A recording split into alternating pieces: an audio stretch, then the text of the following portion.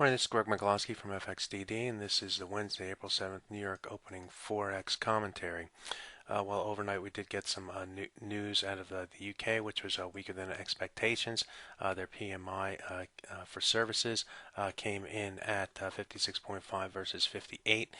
This was a little bit weaker than expected and sent the pound sterling down after an initial spike up right before the number. Always try to make it hard. And also, there's some concerns out of the well, in the EU, their PMI services were also released, and that showed a little bit better than expected, 54.1. Nevertheless, the euro is still down on the day as concerns about Greece situation continues to weigh on that currency pair. So we are seeing some pressure in that currency pair with it recently heading to new lows. So why don't we get in and take a look at some of our charts here. We'll start off with the euro versus US dollar, and I mentioned that the market was moving to new lows. We're actually heading down toward the 133.47 target level. If you go back in time, you look at this low right here. This occurred on March 26th. This low came in at 133.47, and we also have this high here at 133.47. So we find resistance here, moved a little bit above it, use it as a resistance again here.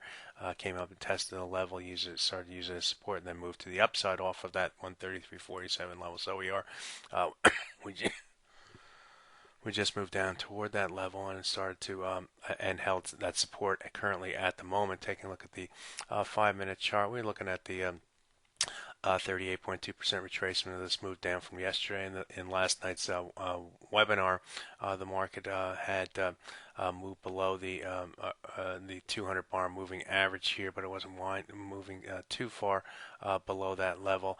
Came up, tested the 38.2% retracement in the early Far East session, and starts moved to the downside here. We reached another bottom here at this 56 level. Needless to say, this level is a key level, even with this break right here, and then the market started to move back up toward this top of range. So you know what you can say here is this is the trend to the downside. This is consolidation phase now, and you see that in the two moving averages going sideways. Now the break below the 56, we're going to continue to see. Look, we're going to look for momentum to the downside. If we don't get this momentum to the downside and move back above that 56 level, 56 levels next going to become our support level, just like it did here. It came down, tested the 56 level, and then started to find higher highs here on the 5-minute chart, and the market starting to move higher at the 62 level. So this whole we're at a key point here for the euro as New York enters the market. We'll see how everything reacts. If the market should continue in its downward track, we could see that this market starts to head back down toward our lows at 132.67 that occurred here on the March 25th. It's not out of the question, and whether it happens today or not, I'm not too sure. The calendar here in the U.S. is pretty light, with only consumer credit coming out later on this afternoon. So we do have the Fed chairman speaking, but the expectations are that we don't have much to build on here at the moment. Let's go into the sterling versus U.S. dollar now. If we take a look at that currency pair just came down, tested the 200-hour moving average, 151.35. I said that the market had a weaker PMI number right prior to that number. The market spiked up and then came down rather quickly. If you go to the 5-minute chart, you can see how that market was in this range here at this top here, and then the market right before the numbers started to move higher above this, breaking above this trend line, forced the shorts to cover before the number, and then quickly sold off in this area. We had one last test of the 200 bar moving average just to really mess things up. Right after the number, the market fell, came back after it fell to support here against these lows here at 152.25, came back to the 200 bar moving average on the 5-minute chart, and then it moved back down. So there was this opportunity, the second opportunity, perhaps get in the market for the brave at heart, and watch the move to the downside. Now that we have that spike to the downside, and then we just tested the 200 hour moving average. We're going to be watching very closely to see what kind of reaction, what kind of market reaction we get here off the bottom. Do we find some bottoms? Do we start to use this 37 level as a key support level? Let's call it 35 level. Clearly, your risk is if the market breaks below the 200-hour moving average here at 151.35. If it breaks below that level, then all bets off for a further move to the downside with 151.19 as the next level of support, that being the 38.2% retracement of this move higher that we saw over the last couple weeks in the sterling versus US dollar. After that, we could head on down toward this 150.57 level on the intermediate hourly chart here. So key time for the sterling versus US dollar, but a nice low risk opportunity here. We'll see how the market develops down here. What we should not see is a market, this is we had a big move to the downside.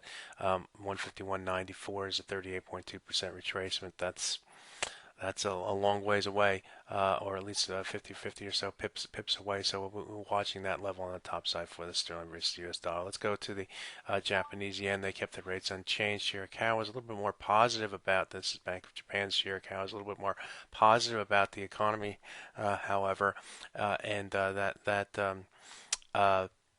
So they're kind of caught in between a rock and a hard place. However, there's some reports coming out that they see the dollar yen moving much higher over the near term, or toward the 97 area, on the back of U.S. Eventually raising their rates, or moving toward raising their rates, and Japan keeping their rates low as a deflation and lack of inflation keeps that currency pairs rates very low. So we'll see if that pans out. But at first, the market had a little bit tough time coming into the dollar versus yen. Then we saw the rally back higher, and now we're back below the 100-hour moving average. That 100-hour moving average comes in at 94.06, so we'll be watching that level on the top side here today.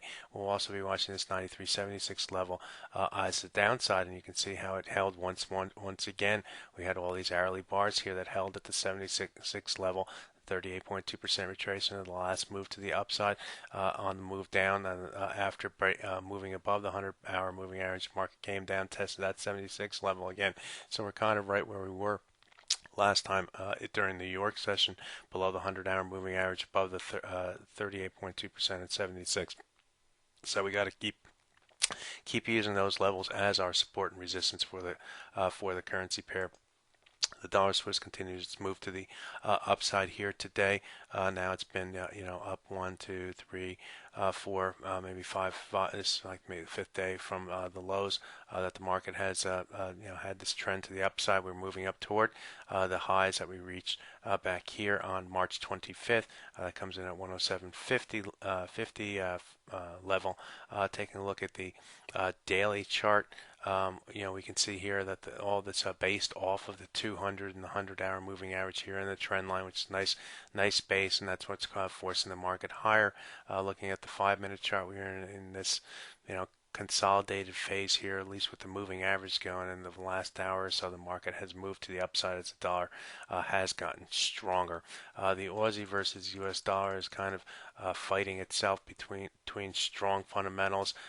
We had spiked above, or moved above the 92.57 level yesterday afternoon, up to the new highs that reached 92.88 or so, and the market since that time has consolidated here. It's fighting itself between having stronger growth in Australia and the weaker versus the stronger dollar here in the United States, which is helping the so the euro, with the euro going down, sterling going down, the Aussie is being a little bit pressured to go down as well against the U.S. dollar, or at least stay steady, and that's what I think we're seeing here. We do have support here right now at where the old highs were at 92.57. Market has come down, tested that, so we have a nice little floor here. So it's kind of setting up for, okay, well, we got support at the 57 level. I would expect that if we do break lower and come down and test this 100-hour moving average, that the market respects this area, this 92.20 area, this 100-hour moving average, and maintains the bias, the bullish bias for the Aussie versus US dollar. It's Greg Mikulowski from FXDD. We do have building permits out of Canada coming out at 8:30, 2.1% gain, and at 10 o'clock, more importantly, we have the Ivy Purchasing Managers Index. Thanks a lot. That's it. Bye-bye now.